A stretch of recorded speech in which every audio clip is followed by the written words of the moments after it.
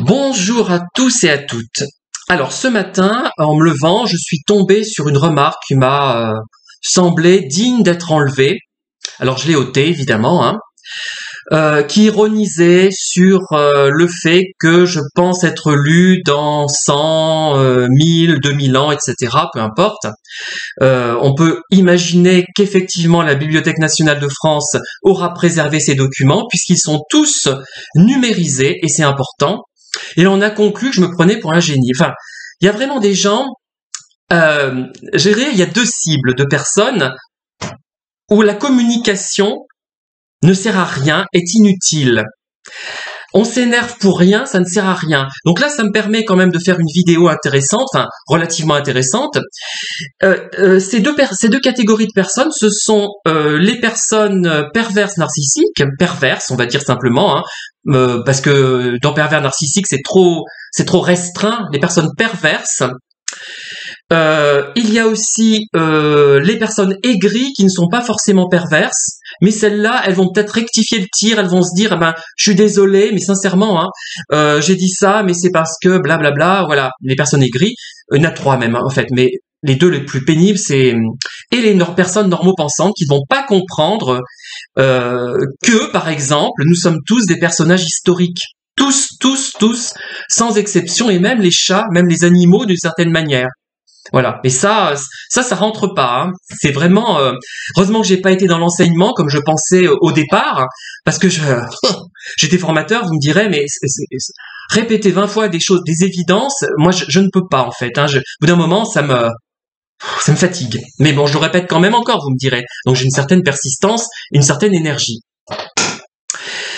Donc je garde quand même deux catégories parce que les personnes aigries qui ont le sentiment d'avoir raté leur vie, ce qu'on appelle les mal baisés, enfin en termes de un peu vulgaires, enfin des gens ils sont pas toujours pervers et on peut en tirer parfois quelque chose. Mais les normopensants et les pervers, alors là rien, sont des gens qui ne vont pas comprendre, par exemple. Normopensant ou pervers, qui ne vont pas comprendre, enfin si, le pervers comprendra, le normopensant ne le comprendra pas.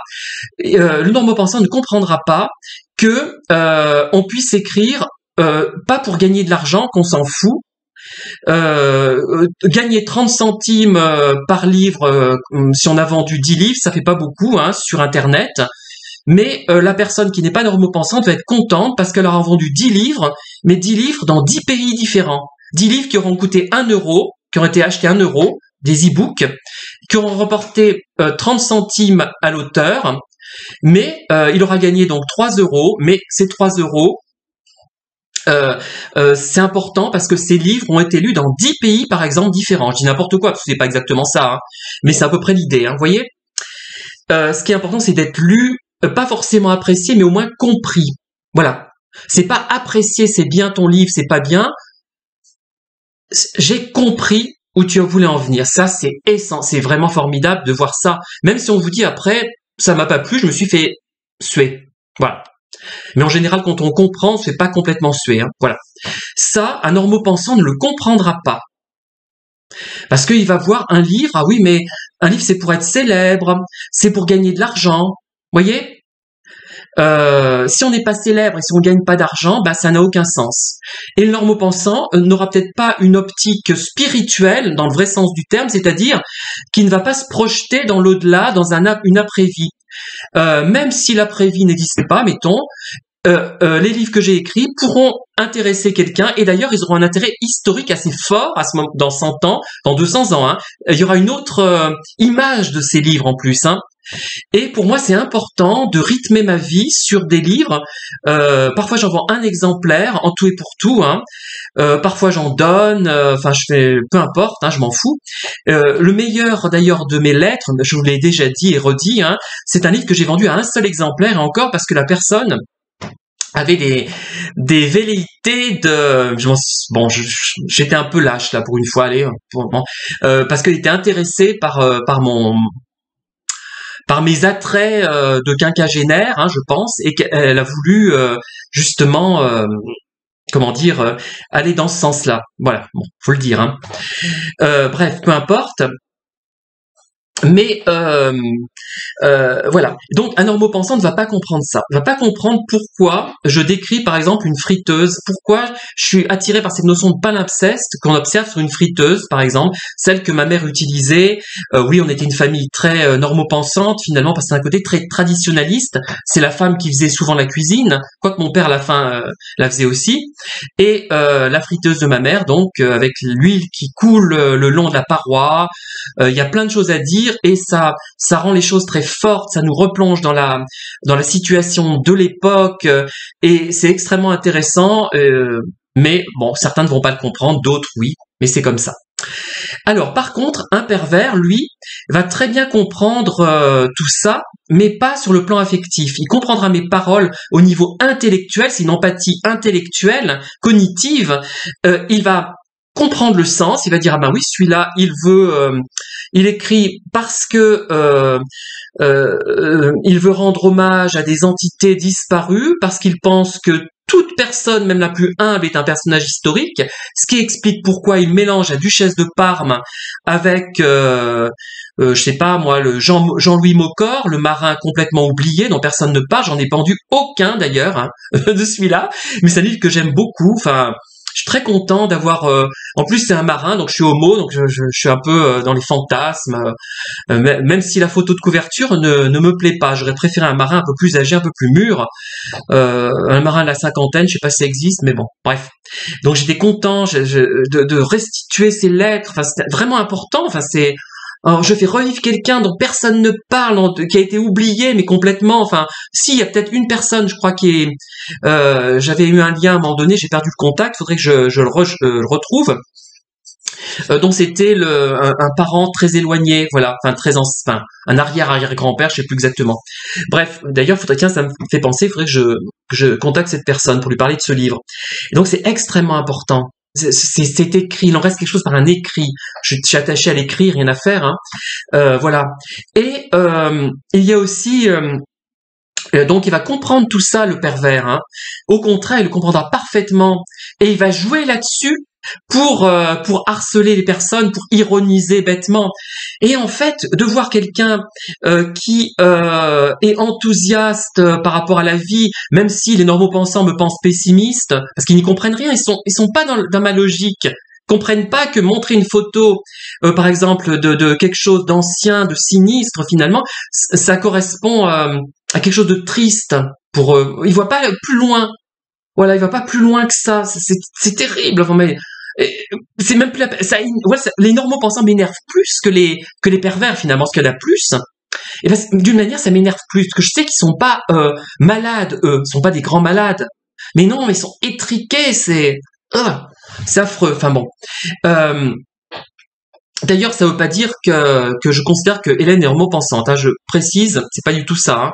Hein. Bon, pour une fois, elle a trouvé. Ça n'a rien à voir. Hein, je lui dis tout de suite parce qu'elle pourrait effectivement faire le lien. Mais un normopensant ne va jamais comprendre. C'est-à-dire que c'est pas une fois qu'il verra pas où on va en venir, mais c'est tout le temps. C'est tout le temps, tout le temps, tout le temps, tout le temps. Enfin, c'est sur tout, mais sur et c'est très déprimant. Ou alors, il va atténuer le truc. Il va en comprendre alors là c'est déjà un normopensant évolué, il va en comprendre une version édulcorée qui ne rendra pas compte de l'intensité des choses, mais qui au moins sera dans la bonne direction. Par exemple, il va comprendre qu'on s'intéresse au passé, c'est important le passé, alors que des normopensants peu cultivés ne vont pas le comprendre non plus, hein. Voilà, pour plein de raisons, c'est important, mais voilà, pas seulement pour celles pour lesquelles je publie. Hein. Il y a d'autres raisons qui font que le passé est important, puisqu'on peut en tenir compte pour l'avenir. Hein. C'est un enseignement aussi, le passé, bien évidemment. Là, c'est une grosse banalité que je vous sors. Hein. Voilà. Et en voyant quelqu'un dans mon genre qui est enthousiaste, qui a de la vie finalement en lui, il verra que j'ai de la vie, que je suis pas quelqu'un de fossilisé comme les normopensants pourraient le penser. Pas du tout. Ça va l'agacer profondément et il va déployer une énergie pour critiquer, pour ironiser, alors plus ou moins de façon habile. Alors il va mettre des pouces à l'envers, il va s'acharner, il va dire mais c'est pas possible. Et il va être attiré par finalement une lumière qu'il perçoit dans des gens comme moi, comme cette lumière qu'on voit là. D'ailleurs, j'ai allumé là. Elle est reflétée dans le. Il y a une sorte de force, de feu intérieur, et ça va gravement le perturber. Et il va pas pouvoir s'empêcher d'en rajouter parce qu'il se rend compte que il y a une jalousie. Il a besoin en plus de maltraiter quelqu'un pour pouvoir oublier son angoisse intérieure, son vide, parce qu'il ressent ce vide. Il ressent d'autant plus ce vide qu'il est intelligent d'une certaine manière. Il comprend les choses, mais il ne les ressent pas. C'est terrible. Et là, il est face à l'horreur, à son horreur personnelle, hein. Et donc la personne qui m'a notamment écrit ce matin est dans ce cas probablement, et on devrait finalement la plaindre. C'est une personne malade, mais par contre elle fait des dégâts, hein. J'ai lu le message de Daniel. Faudrait qu'elle le supprime parce que voilà, parce qu'en fait c'est trop tard, je l'ai dit. La personne perverse pourrait le lire et être très satisfaite de ça, d'avoir eu un impact négatif, hein, sur quelqu'un, pas sur moi, hein. Moi, ça fait un peu l'effet de quand une mouche est enfermée dans la pièce et que j'arrive pas à m'en débarrasser, donc j'ouvre la fenêtre, que j'ai pas envie de la tuer, et je dis merde, cette mouche encore. Ça me fait cet effet-là maintenant, les pervers, la plupart du temps, les trolls, voilà, les personnes malveillantes, bébêtes, enfin, pas bébêtes, mais aigries, parce qu'elles sont pas bébêtes, sont très intelligentes, comprennent bien au niveau cognitif justement, hein, mais la compréhension affective est nulle, voilà. Et moi c'est les mouches, ça me fait penser à des mouches, hein, qui font du bruit, qui envahissent, et qu'on avait beaucoup à Montluçon, qu'on n'a plus maintenant. On avait beaucoup de moustiques aussi à l'époque, hein. J'en parle dans mes livres également. Voilà, donc et c'est presque ce qu'on fait, qu'on fasse les choses de façon désintéressée, que ça nous rapporte quasiment rien, d'écrire un livre, ah bah oui, mais s'il écrit un livre, c'est pour en vendre 10 000. Ah, il en a vendu 0, celui-là 1. Alors celui-là, il en a vendu 300, mais ça lui a rien rapporté, parce que le coût d'impression était tellement élevé que, voilà, bref. Donc quel intérêt? Ils comprennent, enfin, ils font semblant de pas comprendre. Le non-pensant ne comprendra pas, mais le pervers comprendra très bien où on veut en venir, ce qu'on veut faire. On a besoin de créer, il comprend. Lui, il détruit. C'est le contraire de nous finalement. Ces pervers, ils ont besoin de détruire pour exister, parce que c'est tellement horrible ce qu'ils voient en eux. La vie est tellement atroce, tellement angoissante. Quand on ressent du vide, c'est une sorte de déréliction, en fait. Le terme déréliction convient bien dans ce cas-là, hein. On a des moments comme ça d'ailleurs tous, hein, où on se sent complètement. Ça dure pas. On rebondit toujours, hein, comme je vous le montre d'ailleurs dans la fin de mon livre. Et d'ailleurs d'ailleurs, c'est une chanson, c'est un air, pas de chanson, l'air de Cléopâtre chanté par Daniel Denise, qui m'a remotivé quand j'écrivais mon livre sur le quartier du Vieux Château, du Dienna, etc., Souvenirs versicolores, etc.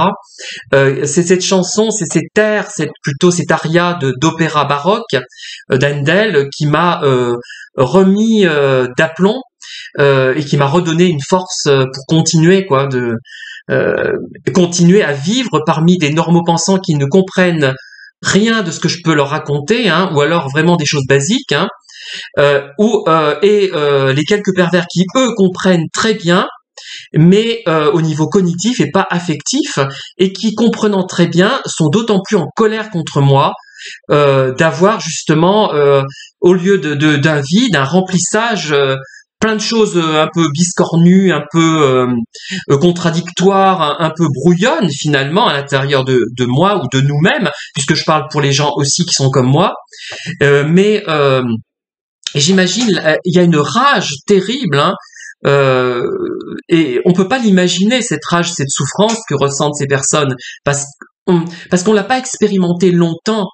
On l'expérimente ponctuellement, ce vide, hein. On est tous face à ce vide, mais quand on est face à ce vide, on essaie justement de le combler et de faire quelque chose pour s'en sortir, hein. Bon, après, même si on tombe en dépression, on ne tombe pas dans une dépression qui sera aussi forte que celle de ces pervers, hein. Voilà. Merci en tout cas de m'avoir écouté. J'ai été très bavard, hein. J'espère que vous êtes arrivés au bout de la vidéo. Je vous dis à très bientôt pour de nouvelles vidéos également.